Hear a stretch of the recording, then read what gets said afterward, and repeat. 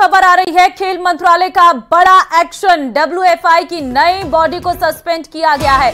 सरकार ने कुश्ती संघ को किया ऐलान।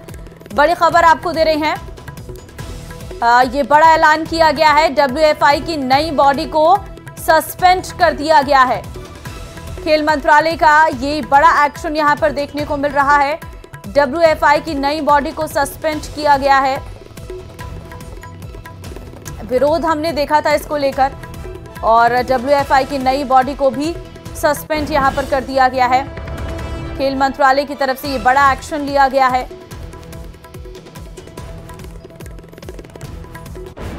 अब आगे खेल मंत्रालय इस पर और क्या नया तरीका अपनाता है, ये देखना होगा।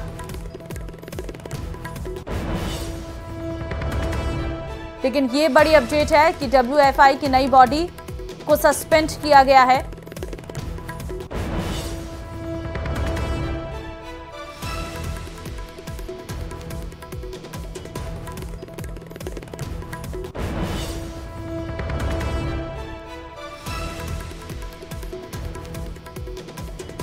विरोध इसका साफ तौर पर देखने को मिला था, और उसी के चलते जो है खेल मंत्रालय के ऊपर भी एक बड़ा प्रेशर था। खेल मंत्रालय लगातार इस पूरे मामले पर जांच कर रहा था। इससे पहले भी हमने देखा था कि किस तरीके से खिलाड़ियों ने उसको लेकर विरोध प्रदर्शन किया था। जंतर मंतर पर खिलाड़ी बैठ गए थे और ब्रजभूषण शरण सिंह पर आरोप लगाए थे, तमाम बड़े आरोप लगाए गए थे।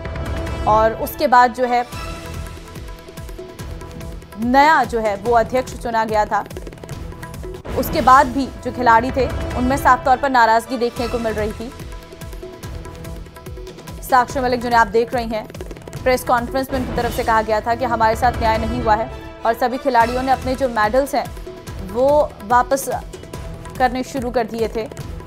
बजरंग पूनिया, साक्षी मलिक, इन्होंने अपने मेडल्स जो हैं वो वापस करने शुरू कर दिए थे, जिसके बाद ये एक बार फिर से काफ़ी सुर्खियों में आया था।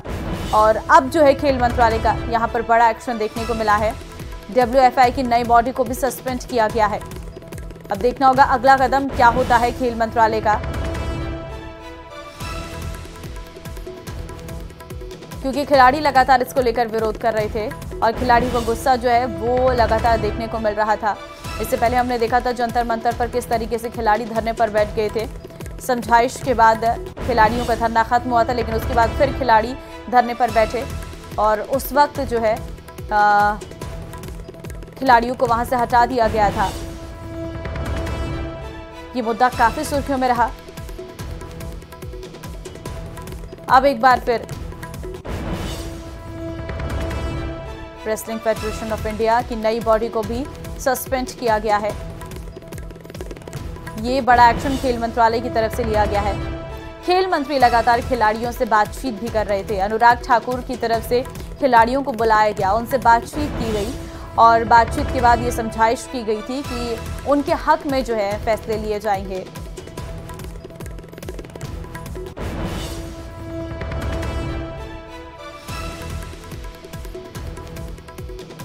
और फिलहाल जानकारी सामने आ रही है कि एक और बड़ा यहाँ पर कदम जो है वो लिया गया है खेल मंत्रालय के द्वारा। बड़ा एक्शन इसे हम कह सकते हैं खेल मंत्रालय का। डब्ल्यूएफआई की नई बॉडी को सस्पेंड करना, ये बड़ा एक्शन जो है वो लिया गया है।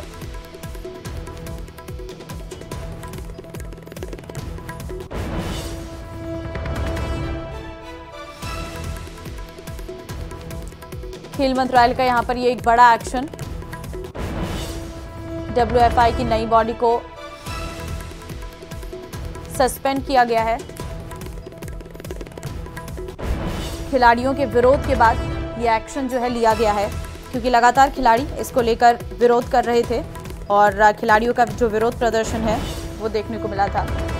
संवाददाता अनूप गुप्ता फोनलाइन पे इस वक्त हमारे साथ है। अनूप, बड़ी जानकारी सामने आ रही है और खेल मंत्रालय का ये बड़ा एक्शन है, डब्ल्यूएफआई की नई बॉडी को सस्पेंड किया है।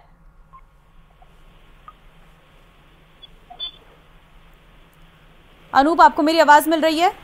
बिल्कुल, आप सवाल दोहराएं। हाँ, सवाल ये है कि डब्ल्यूएफआई की नई बॉडी को सस्पेंड किया है, ये एक बड़ा एक्शन हम देख रहे हैं खेल मंत्रालय का।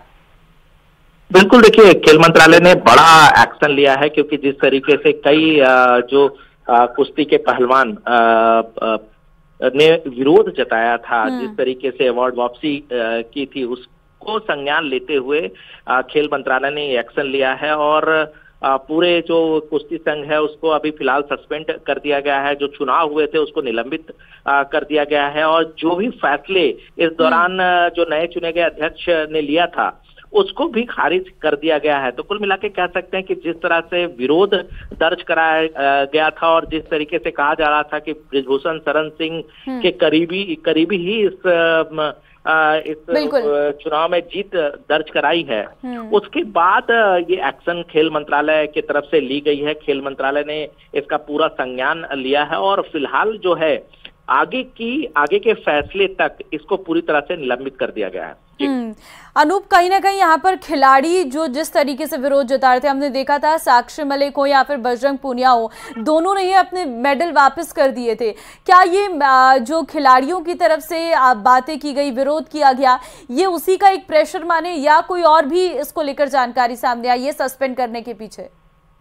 नहीं, बिल्कुल देखिए, जिस तरह से विरोध हो रहे थे, चाहे वो साक्षी मलिक का मामला हो, बजरंग पूनिया का मामला हो या कई खेल के बड़े दिग्गज जो हैं वो इसका विरोध कर रहे थे।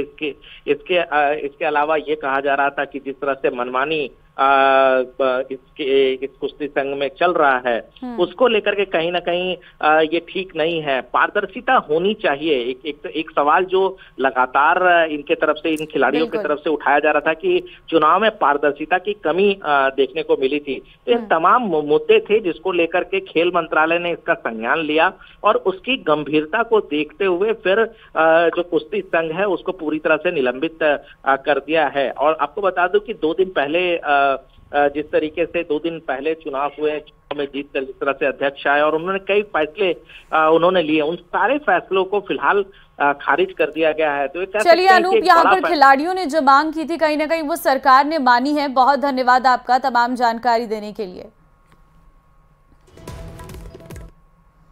और एक बड़ी खबर जोधपुर से इस वक्त सामने आ रही है। बजरी माफियाओं के हौसले बुलंद है। पुलिस की गाड़ियों को टक्कर मारी गई है। गाड़ी को किया पूरी तरह से चकनाचूर, टक्कर मारकर फरार। पाबू मगरा क्षेत्र की यह पूरी घटना है। तो जोधपुर से खबर, बजरी माफियाओं के हौसले बुलंद नजर आ रही हैं। टक्कर मारकर आरोपी फरार हुआ है। पाबू मगरा क्षेत्र की पूरी घटना है। चंद्रशेखर संवाददाता फोन लाइन पे हमारे साथ है। चंद्रशेखर, बजरी माफियाओं के हौसले बुलंद नजर आ रहे हैं। घटना सामने आई है, पुलिस की गाड़ियों को टक्कर मारी है। देखिए, पूरा मामला जो है राजीव गांधी थाना क्षेत्र और झंवर थाना क्षेत्र के जो दोनों थाना पुलिस की एक संयुक्त कार्रवाई की गई थी बजरी माफियाओं के खिलाफ। इस दौरान एक बजरी ट्रक चालक ने जो है पुलिस की गाड़ी को टक्कर मारी और फिर गाड़ी को बैक लगा के फिर से टक्कर मारी। इस घटना के बाद जहां